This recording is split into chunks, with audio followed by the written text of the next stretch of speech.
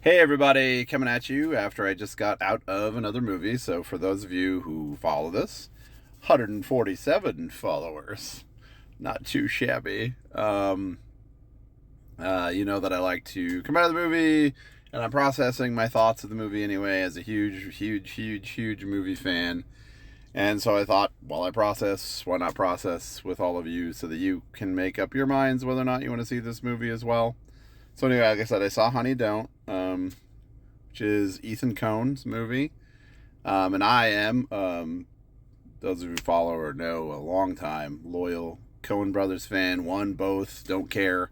All time favorites, of course, Hudsucker Proxy, Fargo.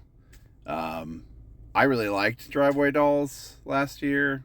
I don't know that a lot of people did, but I thought it was a great crime thriller. I thought it was a great way to flip crime thrillers into a modern sense.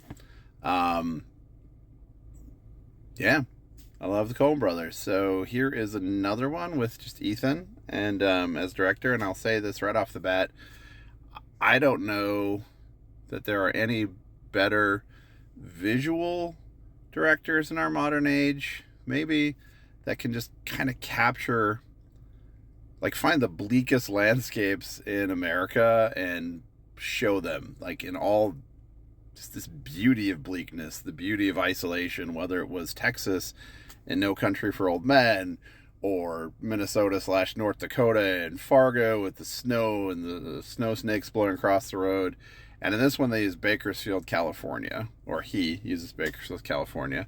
Um, and in that sense, the thing that I really liked about this movie, I guess, as a message movie, if you're going to go for it for a message, is kind of the post-industrial era, post-COVID America, where we all are just kind of looking for the next thing, and people are just kind of wandering around in a disconnect, waiting for whatever we're waiting for, as people, disconnected from each other, disconnected on social media, people in search of connection. I guess part of that is I was thumbing through radio this morning, and I heard a program on disconnection and how the loneliness epidemic and everything that people are talking about. And I guess I see a lot of this in this, and I kept thinking about that through this, is there is a loneliness I can't even speak today, epidemic, and we're all trying to find some sort of connection, and it seems like we've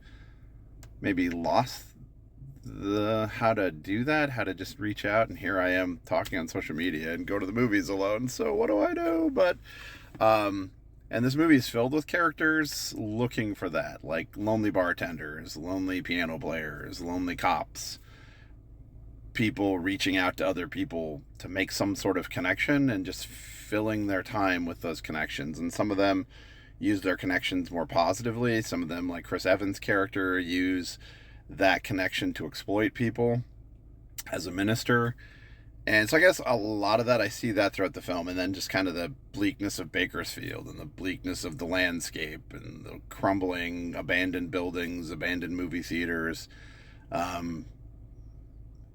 sun-soaked houses and trailer parks, is just kind of beautiful bleakness.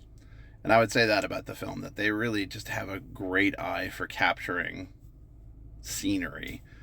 The other thing I'd say about this movie is it's a really good cast that they assembled together. I love this Margaret Qualley moment. I hope it lasts forever. Chris Evans, Aubrey Plaza, Charlie Day does a great job as kind of the bumbling, detective story, local cop, right? In all the Humphrey Bogart movies and everything else, there's always the local cop, right? Who's always like busting chops. So that's as good as that. A cast of just kind of side characters that play in and out that are really good. And so I'd say the cast is assembled strongly. What I would say that I'm still processing in this movie, and you're probably going to find it too as you think about it, is the plot. I get it.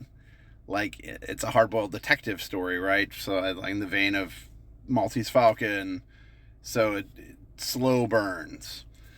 but that slow burn has a lot of, I'd say, a lot of disconnect, like a lot of false starts. Like I really wanted to get in this movie, and there are moments where I'm like, oh, okay, I'm in it now, and then it like false starts, like the engine just dies, and then they go off on this tangent that doesn't necessarily follow a line, and then you're just like, ah, oh, and then they false start again and false start again.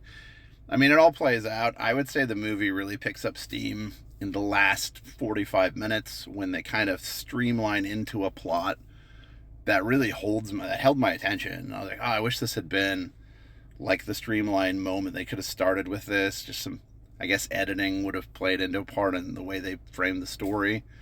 I get what they were doing. You have to meet the characters. And again, in any Humphrey Bogart movie, this is kind of how it plays out. You know, San Francisco fog, LA fog, you know, you meet these kind of quirky characters. And a lot of times they leaned, I think, too into quirk, which is Coen Brothers, right?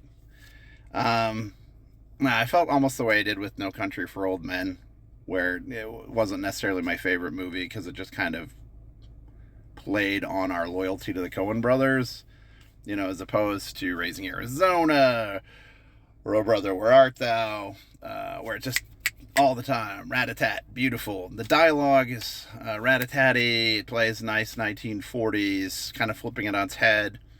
I was thinking about the nudity and the sex scenes that, if you go see it, there is very gratuitous scenes. And I was thinking about those, and I'm thinking, you know, they did that in Fargo too.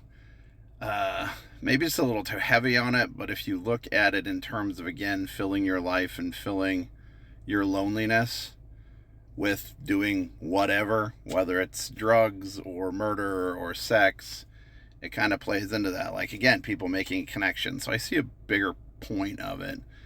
I wish that hadn't had just so many false starts where I got excited to be in it and then fell out of it again. Chris Evans' part as kind of an Elmer Gantry type pastor, I did understand like the need to make a message statement about the kind of dopamine hitting nonsense of prosperity gospel mega churches, where it's like a lot of jibber jabber in your sermon as long as people feel good and can chant and smoke in the mirrors, and then the exploitation of the people. A couple good moments about our modern politics, but I guess I saw a better version of that with Tom Cruise in Magnolia, and it's almost a lot like that character. I guess Chris Evans is kind of lost in this as to his point and the purpose of it, and so I mean, I probably could have done with less of Chris Evans and his character and more of the storyline of Margaret Qualley and Aubrey Plaza and her niece. And I think that was a great line. As far as a love story and everything else, it was a nice storyline to follow through. And then it just, like I said, it got thrown into kind of chaos a little bit. But anyway, good detective story. Just like I'm processing. So there's my thoughts on it. Go see it if you want. I was much bigger fan of Driveway Dolls last year. It's very similar, but had kind of more of a Elmer Leonard kind of feel to it of crime. This is very David Lynchian, if that helps people. So as far as like hard-boiled crime thrillers, if you like David Lynch, which I do, again, just that disjointed storyline and kind of a too heavy reliance on quirky characters that didn't go anywhere. That's what I think. So, Honey Don't. Go see it. Soundtrack, of course, great, because the Coen Brothers do it great with soundtracks, right? So, see what you think.